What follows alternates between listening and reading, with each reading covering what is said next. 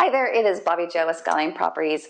Today I just wanted to iterate a little bit more information on why should you have a buyer's agent. I'm still sitting here with Tracy. I asked her to stay. Maybe she can tap in some resources if she can remember something to help me out here. But the main reason to have a real estate agent, which we've already talked about before, was having someone negotiate for you. We were just doing some videos about resources and different types of loans. Having a real estate agent with you when say you're getting a VA loan or an FHA loan, and I'm walking properties with you, it's pretty easy for me to pinpoint some things that might stand out on a VA or FHA appraisal. And that is something important to know because we want to know, our goal is not just to write an offer, it's to close an offer. And if, say, we have, a 4-foot patio and there's no handrail around it, and we know that the seller is not willing to do any repairs on this property, in my head, if you love this property, I'm trying to problem solve in my head thinking like, okay, can we get an approval from the seller to let us put the fence up before the appraisal, because I know it won't be able to clear without that fence. So having someone on your side to problem solve for you is a huge reason to have a real estate agent backing you up.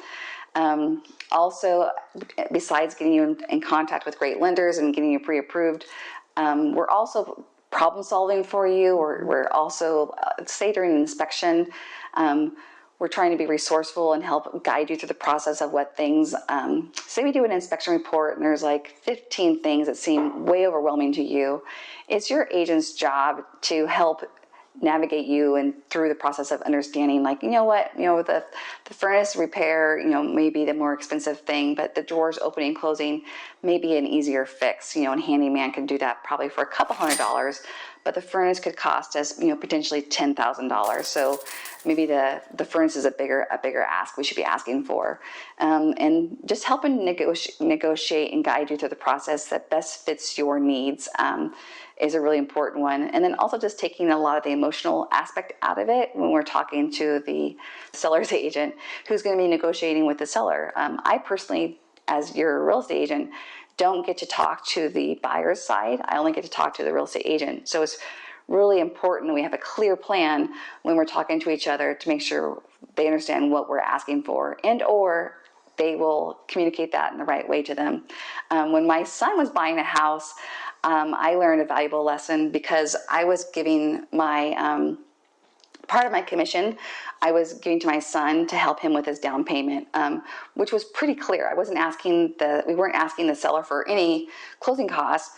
I was saying to the agent, I'm going to reduce my commission, let's say by $5,000, but we're going to ask for that on the contract as closing cost, but the net proceed to the seller is the same. Mm-hmm. And in my head at that time, it was really black and white.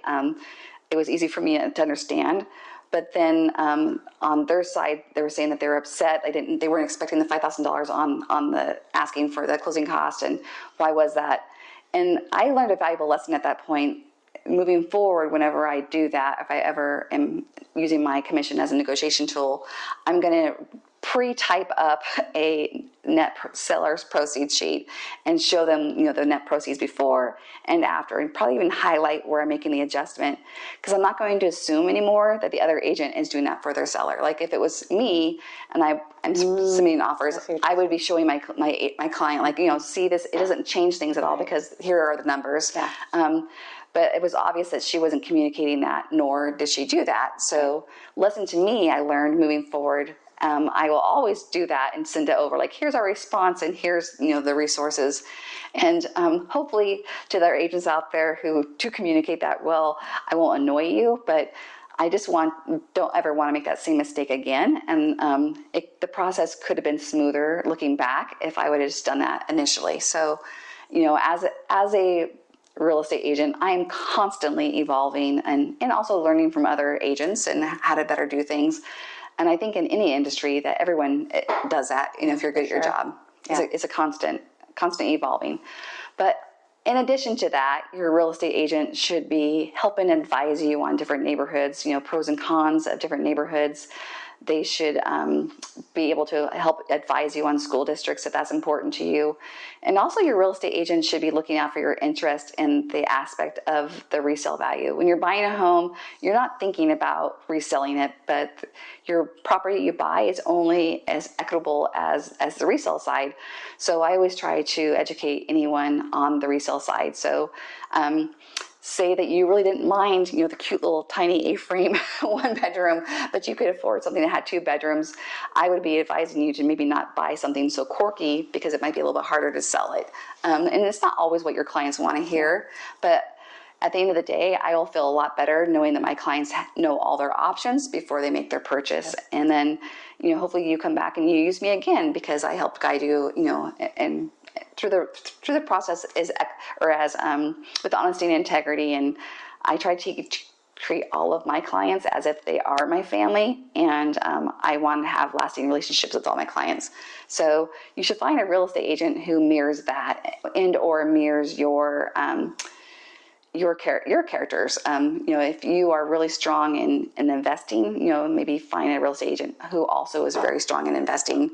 Maybe if you're trying to build a rental portfolio, trying to find another real estate agent who does a lot of rentals, and they might have some inside advice for you on the process and how to maintain things afterwards. But do you have any input? I just think it's the representation is just really important, that somebody is fighting for them, that communicates well, again, with the lender, strategizing, and the listing agent obviously has a fiduciary relationship to the seller. Mm-hmm. So using the same agent that's representing the seller, it's another one of those ways where you can save a little money, but it can end up costing you a whole lot more. Mm-hmm. So, and that is really rampant kind of in our industry where people are kind of trying to save money. It can really cost a lot of money in a situation like this. Oh, for sure. And then things are overseen on the purchase side, they will be your issue on the sell side. For sure. So if you don't know about, certain things, like say that you have a really big yard and you have a sprinkler system, and the sprinkler system has all these pipes that are broken and you didn't realize it because you didn't have it inspected or ran. When you go to sell, your buyer, it may be critical to them that they have a working sprinkler system. And so it's just one very small example. But the main point is, again, on the resale side, whatever issues you're overseeing now, if you don't have the capability of fixing those while you own the home, they will be problems when you go to sell the home. So sure. Keep that in mind. If you have any other questions, please do reach out at any time. You do not have to be working with me for me to answer questions for you. I am a resource for the community, so is Tracy. Yep. So please feel free to reach out to us, ask us any questions. We are your resources.